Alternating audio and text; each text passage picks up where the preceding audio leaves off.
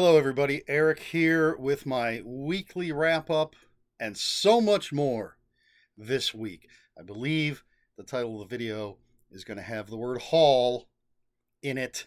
We'll see, because I haven't made up the title yet. But this is the wrap up for something. um, September 30th, September 29th through October 5th. Looking at the calendar over there. So on the channel, last Monday, posted my review for Clown in the Cornfield 3, The Church of Friendo by Adam Caesar. Finishing out the trilogy, but who knows, there could be more. Wednesday, of course, was Reading Remembrances, a video where I think all but one of the books that I read was some sort of media tie-in. And then on Friday was The Beast Maker by somebody, Smith Jr. The first of the sort of paperbacks from hell, trashy horror that I'm reading for spooky season. I started in mid-September, but I'm carrying through October. A few people voted on the titles for me to read, and I'm getting close to the end of that. I'm going to have to pick more to finish out October. And I did finish reading Cry Wolf, which was one chosen by my good buddy Stephen Barnard. And I am currently reading, just started, Cat Magic by Whitley Strieber. If that's how you say his name, I'm glancing over at the book. So that's what I'm reading. After Cat Magic will be Beast Stalker, the sequel to Beast Maker, and that's the last of the books that were voted on. Then I'm going to do one of the Valancourt paperbacks from hell, and then start reading, if there's any of October left, start reading some of those books that were part of the voting process but didn't get any votes. But coming up in the week will be on Monday and Friday. This coming Monday and Friday will be two more of those books that were voted on by people that I'm reading this year for Spookytober. I'm not going to tell you what they are. Got to tease a little bit. I've been watching Agatha All Along, the Marvel TV show on Disney Plus. The first two episodes came out a couple of weeks ago. Episode 3 was the week before last, and then episode 4 was this past week. I've enjoyed it. There's some scary stuff in it. It is a comic book TV show, though, so there's some laughs, but it's got some scary stuff because it's about witches. I'm enjoying it, and it's got some good music. And I guess I didn't watch any movies or anything. I did watch an episode of Wednesday, the TV show. I had watched like the first 5 when it first came out, and then just sort of fell out of watching it. And I went back and watched the next episode. And it's an entertaining show, but Wednesday is not a nice person. Just a very, very, so far, very selfish character. So I have 2 more episodes to watch to finish out the first season. But I'm not in any hurry to watch them. I'll get to them eventually. But that's about it. Didn't really watch anything else. I do have movies that I want to watch. Plenty, but I always end up reading instead. And I've had headaches this past week, which I don't read or really watch anything. I'll have sort of background TV on while I just turn into a vegetable. But the big thing is I just got back from Cinema Wasteland. There's my Cinema Wasteland bracelet. I wasn't going to go this year because I've been laid off, but my niece's father, Tony, shout out to Tony, he wanted to go and subsidized, I think is the right term, my trip. Basically, he paid for my entrance fee to get in because it's gotten expensive. It's $30 to get in for a single day. So I did basically clear out my bank account, scrounged together some money so I could get some things. So I'm going to show you everything that I got at Cinema Wasteland, and it's actually quite a bit. First of all, we'll just go with this. I bought this lovely pillow with all these great movie posters. I love Attack of the 50-Foot Woman. We got Plan 9 from Outer Space. And somewhere on here is Creature from the Black Lagoon. All sorts of good stuff. And it's a cover, so you can take it off and wash it. Got this pillow. And and Tony got a pillow because it was like 1 for 25, 2 for 40. So we each got a pillow. And then there's an artist that's always there. His name is, let me double check, Donald Englund. And I've gotten a couple t-shirts from him. One that definitely doesn't fit. The first time I ever saw him there, I bought a t-shirt. Doesn't even come close to fitting me anymore. I've gotten quite a few of his art prints, and I got a couple more. I haven't taken them out of the plastic, so hopefully we won't have too much glare. But I got this one, this lovely Godzilla print, and this is actually a design on a t-shirt that I got last time I was there. The Mothman. Love some Mothman stuff. So a couple prints from Donald Englund. Great artist. Always has t-shirts and magnets and prints. Had all sorts of great prints, but I was on a very tight budget. One of the things you want to do if you go to Cinema Wasteland, especially with the entrance fee being what it is see a screening of at least one movie. They have screenings. It's an event. It's a horror movie convention that goes on Friday, Saturday, and Sunday. And again, for the entrance cost, you got to see at least one movie. And so we went and saw a movie, and there was a panel with the director and a bunch of the actors and one of the puppeteers. But what we saw, and I got this poster, got it signed by the director, we saw Hobgoblins. There you go. Showing, there we go. Not too much glare there.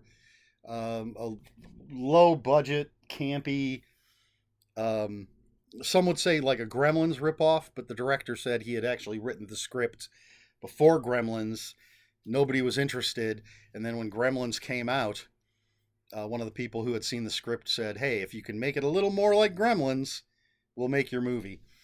And it sort of blew up in popularity when it was riffed by the guys at Mystery Science Theater 3000.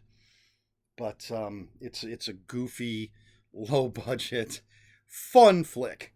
So we watched that, and then, as I said, we watched the panel with the actors and the director and everything. And I got the poster and got it signed. So that was fun.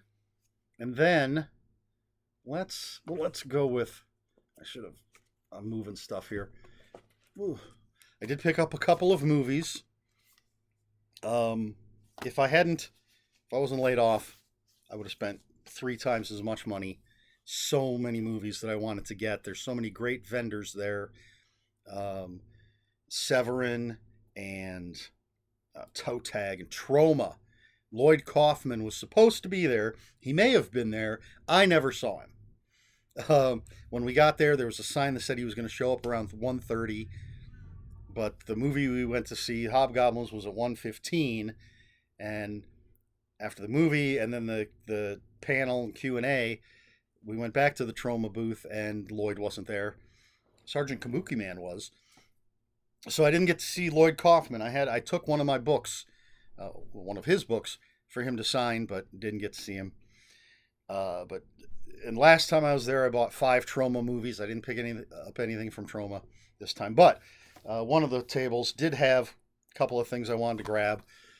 They had Frogs with some special features on it, and it's got the cover flips, so you can either have in your your actual Blu-ray, you can have this cover, or there's another crazy cover. But killer animals, people, you know I love them. So I got frogs, and then possibly my favorite Italian horror movie. I absolutely love this movie, City of the Living Dead. Look at this beautiful slipcase, and this is there's a 4K Ultra HD version in here, and a Blu-ray, and then a Blu-ray disc with just all extra features. So it's filled with special features. There's a new commentary track and an archival commentary track and another archival commentary track, and then new interviews and archival interviews. Just tons and tons of stuff for a movie I love so much. Oh, I love the soundtrack of this movie, City of the Living Dead. So I was very excited to get this. Now I only need to get The Beyond to complete the trilogy, because I have House by the Cemetery, and someone had The Beyond, but it was beyond my price range. So I picked those up, and then, all right. The very first thing I got, as soon as we walked in, it's probably 5 minutes. Within 5 minutes, this is a brand new book. This is The Mostly True Story of Rudabaugh and Webb by Mike Watt. And this is from Encyclopocalypse. So I was very excited. I love Encyclopocalypse publications. Big fan of Mike Watt. Mike Watt and Amy Lynn Best make great, low-budget, super independent films. I think I have all of their movies. And Mike Watt, obviously also a writer. So I picked this up directly from Mike. Got him to sign it. We talked about Sean Duriger, not sure how you say his last name, who runs Encyclopocalypse. So I was very excited to pick this up. And then, because it's a horror movie convention, I had to buy even more books. So one vendor had a bunch of old books, and I could have gotten even more, but again, budget. So these are the books I picked up. This is Lupe by Gene Thompson with a die-cut cover. So you got that, and then, oh, spooky Lupe. Most of these books I know nothing about before picking them up. Maybe half. Let's put it that way. This is Ruby by Carrie Stewart, and this is actually a novelization, although it doesn't say it anywhere on the outside of the book. But when you look inside, it talks about the movie starring Piper Laurie, but it says written by George Edwards and Barry Schneider, and then it says Ruby by Carrie Stewart, based on an original story by Steve Krantz. This is on RiffTrax channel, so I've seen it being riffed many, many times, and I wonder how this is going to end, because I guess the movie has a sort of a tacked-on ending. I think they even had to use a double for Piper Laurie because they had to come back and shoot it, and she wasn't available or refused to do it or something. But so I wonder if this ends the same as the movie ends, or what kind of differences there might be. But yeah, definitely figured I'd pick that up. Then we have The Parasite by Ramsey Campbell, another die-cut cover. So you got that, and then what? Oh no, a pregnant woman in a book called The Parasite. Building up that Ramsey Campbell library. Trying to make up for lost time. And then another one from V.C. Andrews. I mean, Andrew Niederman. I always say that. If there's anybody that doesn't know, V.C. Andrews actually only wrote, I think, 7 books before she died. And I think every other V.C. Andrews book, I could be wrong about that, if not everyone, then most of them are actually written by Andrew Niederman. But this is one I think is considered a classic from him. But this is Pin And another, I mean, that's a cool cover to begin with, but it's another die cut cover like that. Yeah, so this for me this was a real great find. And another real great find, a book that I had when it first came out, also its sequel follow up, I guess, not really sequel because it's an anthology.